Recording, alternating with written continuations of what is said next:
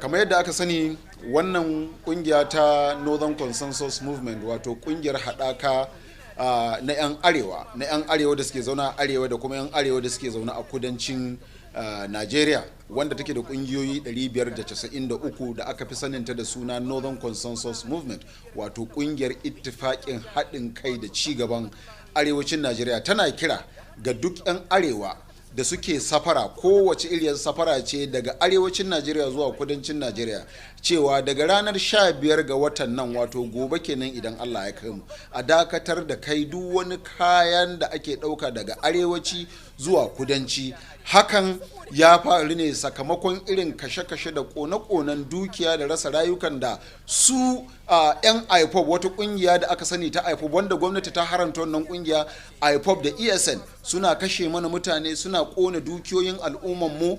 mu kuma muna zaune da 'yan uwansu a arewacin Najeriya lafiya, kuma suna da dukiyoyi, sun mallaki dukiyoyi, suna da gidaje, suna da shaguna, suna zaune da iyalansu lafiya, kuma ba ma musu komi. Za kuma mu ci gaba zama da su a matsayin 'yan uwa, yadda muka rungume su muka mai da su 'yan uwa, za mu ci gaba zama da su a matsayin 'yan uwa, kuma muna ba su tabbacin cewa babu abin da zai samu wani dan wancan bangaren da yake zaune a arewacin Najeriya da niyan illa ko cutarwa. Amma mu kuma cutar da al'ummanmu da suke yi, da suke zaune a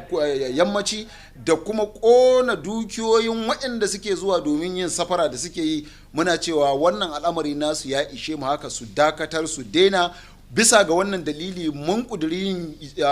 yajin aikin kai kayan abinci. Muna kira ga duk wani mai safaran kai kayan abinci domin nuna kishi da nuna alhini da nuna rashin jin daɗi da nuna baƙin cikin shi da ƙone-ƙone da kashe-kashen da ake wa 'yan arewa da suke zaune can da kuma wanda suke safara zuwa can, cewar ya dakatar da masu motoci su dakatar da safaran motocinsu, masu safarar kayan masarufi su dakatar da safaran kayan masarufi nan, domin nuna baƙin ciki da alhini da rashin jin daɗi da kashe-kashe da ƙone-ƙonen da ake wa 'yan uwanmu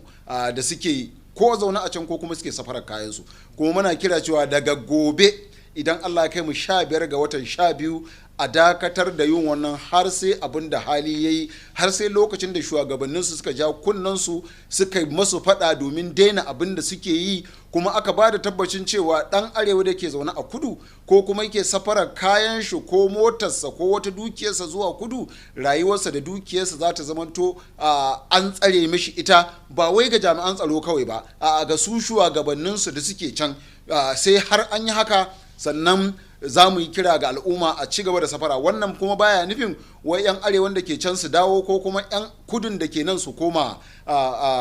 can bangaren su. A'a, suna iya yin zaman su, domin mu masu bin doka da oda ne, kuma kundin tsarin mulkin Najeriya ya ba da dama ga idan kuna da kungiyoyi ku yi koke a inda aka ga cewa ana cutar ku ko ana cutar da al'ummar ku. Wannan doka da kundin tsarin mulki ya bayar shine muke amfani da wannan dama, muke wannan kira ga al'ummar mu a dakatar da duk wani safaran komai da ake yi daga arewacin Najeriya zuwa kudancin Najeriya, har sai idan shugabannin kudancin sun yanke hukunci. Kuma ba wai duka kudanci gaba ɗaya ba, a bangaren inyamurai inda waɗannan 'yan ta'adda na IPOB da ESN suke kashe mana mutane. Kuma muna yaba wa jami'an tsaro, Allah kuma ya taimake su, ya ci gaba da taimakon su, domin su ma ba su tsira daga wannan hadarin kashe-kashen da waɗannan 'yan haramtaccen kungiya na IPOB da ESN suke yi ba. Mun gode.